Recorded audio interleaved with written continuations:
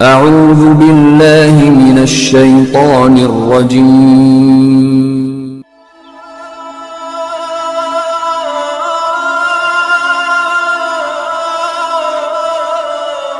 بسم الله الرحمن الرحيم.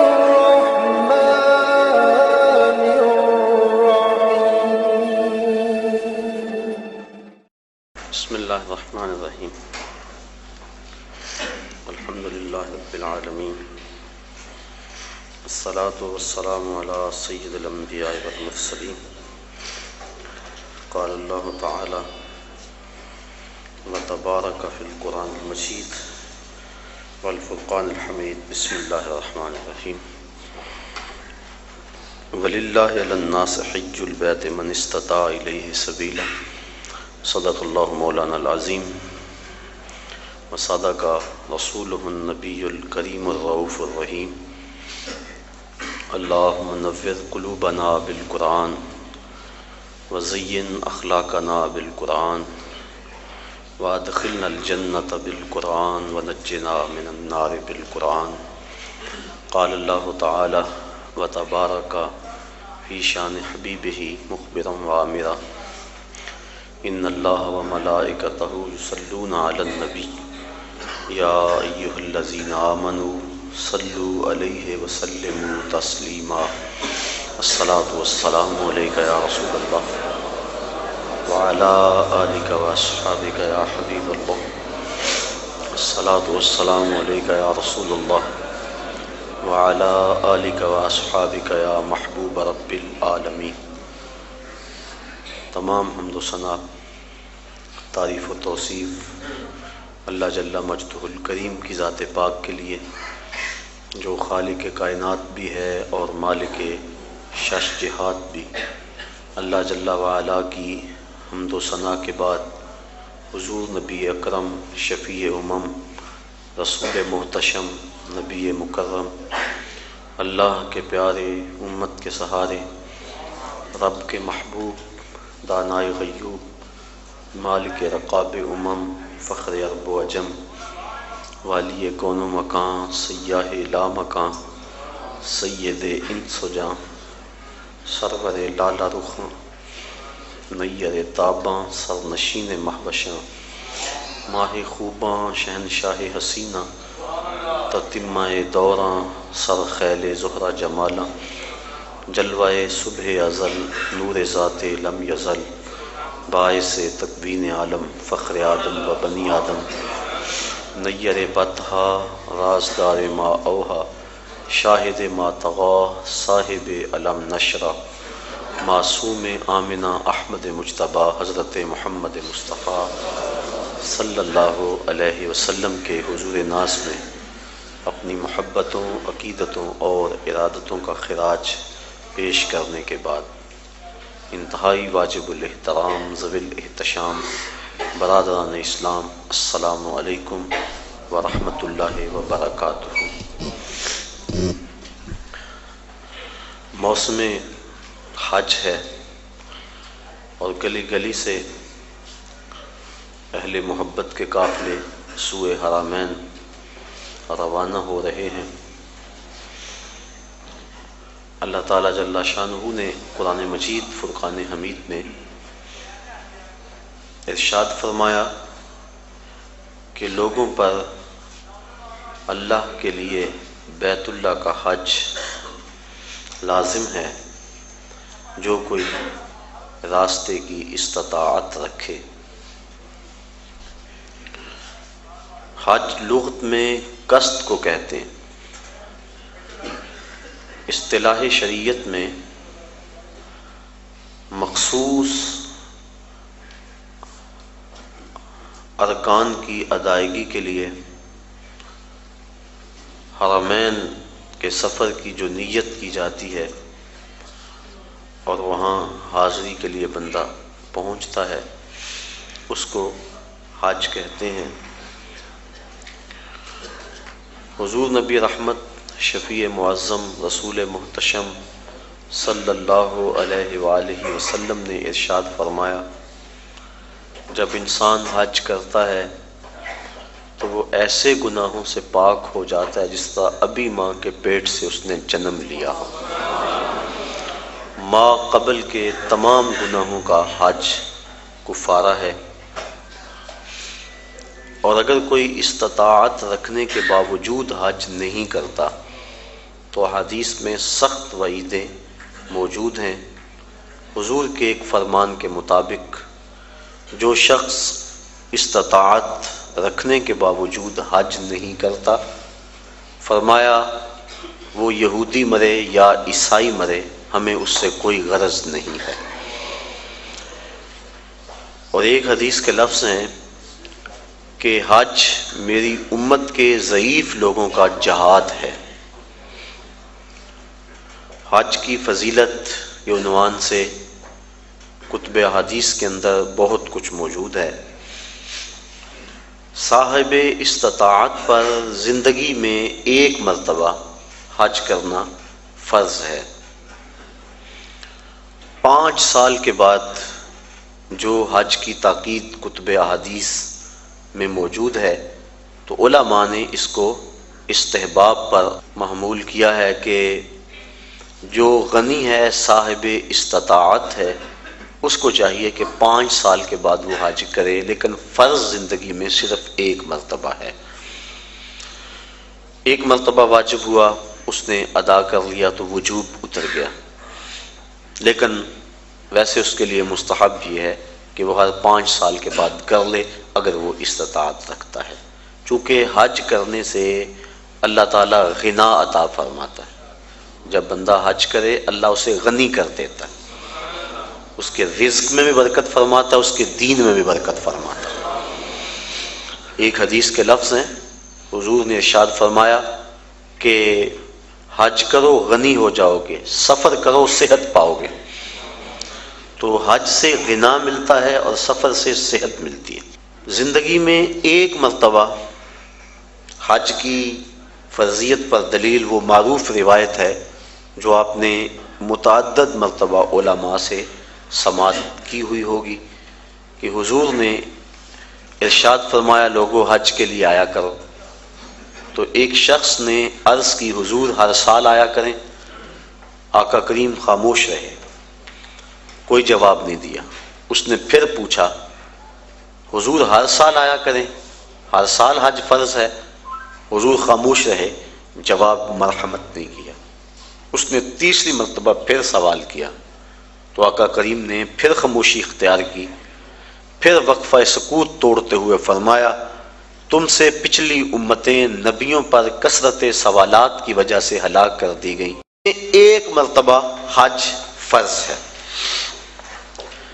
حضور نے حج کی فضیلت کے بارے میں بہت کچھ ارشاد فرمایا، اور ایک روایت کے لفظ ہیں کہ ایک حج ایسا ہے جس سے 3 آدمیوں کی مغفرت ہو جاتی ہے، اور وہ حج بدل ہے۔ کوئی اپنے والدین کی طرف سے، اپنے کسی عزیز کی طرف سے کسی کو حج کروائے تو ایک جس نے حج کیا اس کی بخشش ہو گئی، ایک جس نے حج کروایا اس کی بخشش ہو گئی، ایک جس کی طرف سے حج کیا گیا اس کی بخشش ہو گئی۔ تو یہ حج ایسا ہے، ایک حج سے 3 آدمیوں کی مغفرت فرما دی جاتی ہے۔ حج کا مقصد کیا ہے، حج کیوں کیا جاتا ہے، اس پر کچھ باتیں میں آج کی اس نشست میں آپ کے گوش گزار کرنا چاہوں گا۔ حج کا بنیادی مقصد اور ہر نیک عمل کا بنیادی مقصد رضائے الہی کا حصول ہے۔ انسان جو بھی نیک عمل کرتا ہے، ہر نیک عمل کا مقصد اللہ کی رضا کو حاصل کرنا ہے۔ قرآن مجید میں ارشاد فرمایا گیا کہ تمہاری قربانی کا گوشت اور خون اللہ کو نہیں پہنچتا، بلکہ تمہارے دل کا وہ تقوی اللہ کو پہنچتا ہے جس کے لیے تم نے قربانی کی ہے۔ گوشت خود کھا لیتے ہو، خون گلیوں میں بہہ جاتا ہے، کھالیں مدارس میں چلی جاتی ہیں، مختلف تنظیمات لے جاتی ہیں، تو اللہ کو کیا پہنچا؟ تو کہا تمہارے دل کا وہ تقوی ہے، جو خلوص اور للہیت ہے، اللہ کی رضا جوئی کا جو جذبہ ہے، وہ جذبہ اللہ کو پہنچتا ہے۔ تو ہر نیک عمل کی بنیاد اللہ کی رضا ہے، اور اگر اللہ کی رضا کے لیے کوئی عمل نہ کیا گیا تو وہ عمل نہیں ہے، نیک عمل نہیں ہے۔ اور صرف ریاکاری کو شرک اصغر کہا گیا ہے، ورنہ انسان جو نیکیاں کرتا ہے، اچھے کام کرتا ہے، کسی کو شرک نہیں کہا گیا، ریاکاری کو شرک اصغر کہا گیا ہے۔ جب اللہ کے علاوہ بندہ کسی اور کے لیے نیک عمل کرتا ہے تو وہ نیک عمل نہیں ہوتے، اس کو شرک اصغر کہا گیا۔ اور قیامت کے دن اللہ تعالیٰ جل شانہ ارشاد فرمائے گا کہ جن کے لیے تم نے یہ عمل کیے تھے ان سے اس کا اجر لے لو، میرے لیے تو تم نے کیے نہیں تھے، جن کے لیے کیے تھے ان سے ان کا اجر لو۔ تو اب کوئی وہاں اجر دینے کی صلاحیت بلا کیسے رکھتا ہوگا؟ تو جب بھی انسان نیک عمل کرے تو بنیادی فلسفہ یہ ہونا چاہیے کہ میں اللہ کی رضا کے لیے کر رہا ہوں۔ اور انما الاعمال بالنیات، یہاں بھی یہی مراد ہے کہ اعمال کا دار و مدار حسن نیت پر ہے، خلوص پر ہے۔ تو حج کا بھی باقی اعمال کی طرح پہلا بنیادی مقصد اللہ کی رضا کو حاصل کرنا ہے۔ حج کا دوسرا مقصد، حج مسلمانوں کا عالمی اجتماع ہے۔ اسلام نے ایک نظام دیا، محلے کی سطح پہ مسلمانوں کا اجتماع نماز با جماعت ہے، علاقے کی سطح پہ مسلمانوں کا اجتماع جمعۃ المبارک ہے، شہر کی سطح پر مسلمانوں کا اجتماع عیدین ہے، اور عالمی اجتماع حج ہے۔ یہ ترتیب ہے اسلامی نظم کی اور اسلامی اجتماعیت کی۔ حج مسلمانوں کا عالمی اجتماع ہے، اور عرفات کی حاضری حج کے بنیادی اراکین میں سے ایک رکن ہے کہ چاہے چند لمحوں کے لیے عرفات میں آپ جائیں تو پھر حج ہوگا، اگر عرفات کی حاضری نہ ہو سکی تو حج ادا نہیں ہوگا۔ تو عرفات کے اندر یوم حج کو خطبہ دیا جاتا ہے جس کا سننا مسنون ہے۔ تو خطبہ حج کے اندر مسلمانوں کے عالمی اجتماع کو امام حج، امیر حج کا منصب ہے کہ جو مسائل درپیش ہیں ان مسائل کی روشنی کے اندر ان کی رہنمائی کریں۔ حضور نبی رحمت صلی اللہ علیہ وآلہ وسلم کا خطبہ حج ہمارے سامنے ہے۔ اس وقت جو حالت ہے مسلمانوں کی وہ کسی سے مخفی نہیں ہے۔ تو یہ حج کا دوسرا بنیادی مقصد تھا کہ مسلمانوں کو عالمی اجتماع دیا گیا ہے۔ اجتماع کرنے کے لیے کئی کچھ کیا جاتا ہے، لیکن اس اجتماع کے لیے اللہ نے لوگوں کے دل میں کشش پیدا فرما دی۔ جب کوہ ابو قبیس پہ چڑھ کے جناب ابراہیم کو آواز دینے کے لیے کہا گیا تو عرض کی مالک میری نحیف و نزار آواز کہاں پہنچے گی؟ کہا اے ابراہیم علیہ السلام، آواز دینا تیرا کام، اس کو لوگوں تک پہنچا دینا یہ ہمارا کام ہے۔ اور پھر ماں کے شکم میں اور باپ کی سلب کے اندر تک اس آواز کو پہنچا دیا گیا، اور جس نے اس آواز کو سنا آج لبیک لبیک کہتا ہوا شوق و مستی میں دوڑتا ہوا حرم کی طرف بڑھتا چلا جا رہا ہے۔ تو یہ مسلمانوں کا عالمی اجتماع ہے۔ اس کے جو فوائد تھے عالمی اجتماع کے، کاش کہ وہ حاصل کیے جاتے۔ تیسرا مقصد حج کا مساوات کا عملی اظہار۔ اسلام کی بنیادی تعلیمات میں سے ایک تعلیم مساوات ہے کہ سب لوگ برابر ہیں، رنگ و نسل کی بنیاد پر، دولت افراد کی کثرت کی بنیاد پر کسی کو کسی پہ فضیلت نہیں دی جا سکتی۔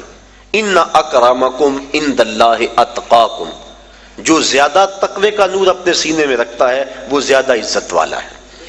یہ اسلام کا وہ بنیادی درس اور سبق ہے کہ جس سے شکستہ دل لوگ، درماندہ لوگ، غریب طبقہ، غلام لوگ اسلام کی طرف ان کا میلان ہوا اور کھچے چلے آئے۔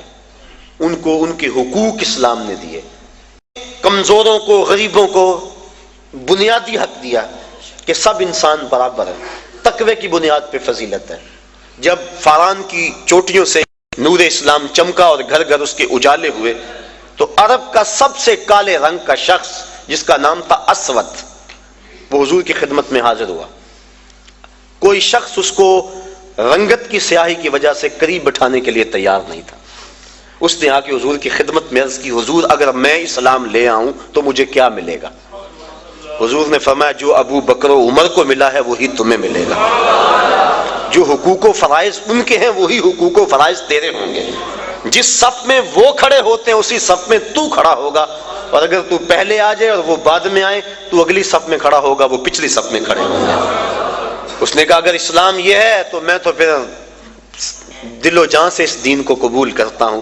حضرت اقبال مساوات کی بات کے اندر اسرار و رموز کے اندر لکھتے ہیں اسود از توحید احمر می شود، کہ اسود توحید کے فیضان سے احمر ہو جاتا ہے، گوری رنگت والوں کے کندھوں سے کندھا جوڑ کے وہ کھڑا ہوتا ہے۔ یہ اسلام کا دیا ہوا درس مساوات ہے کہ سب کو ایک صف میں کھڑا کر دیا گیا، یہ اسلام کا درس ہے۔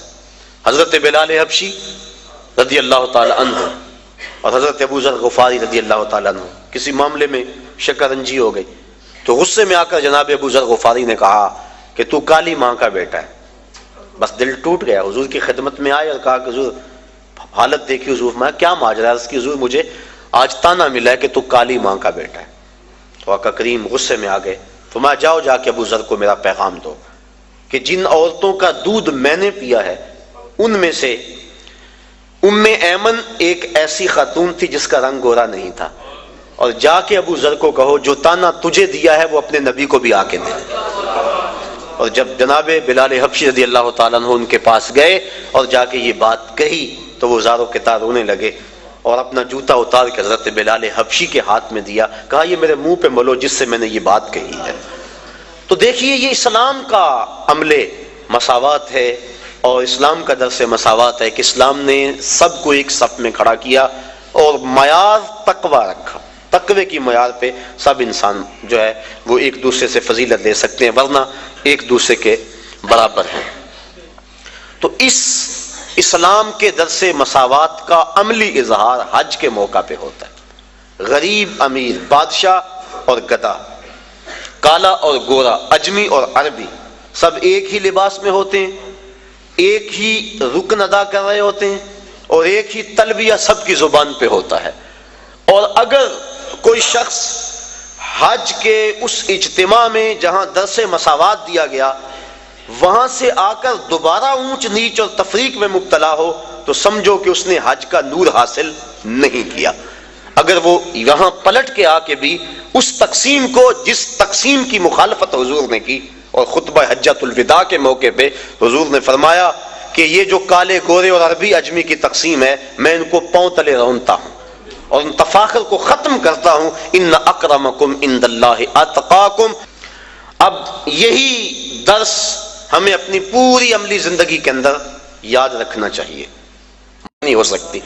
ایک ایک لمحہ صدیوں پہ محیط ہوتا ہے، اور ایک کہانی 2 لفظوں میں سناؤں، انہوں نے کہا چلو وہ بھی سنا دو، تو میں نے کہا کعبۃ اللہ پہ پہلی نظر بڑی مشکل ہے اور روضہ رسول پہ آخری نظر بڑی مشکل ہے۔ تو یہ اس سفر کی داستان ہے، اس سفر کی کہانی ہے۔ اللہ مجھے آپ کو بار بار سفر حرمین نصیب فرمائے۔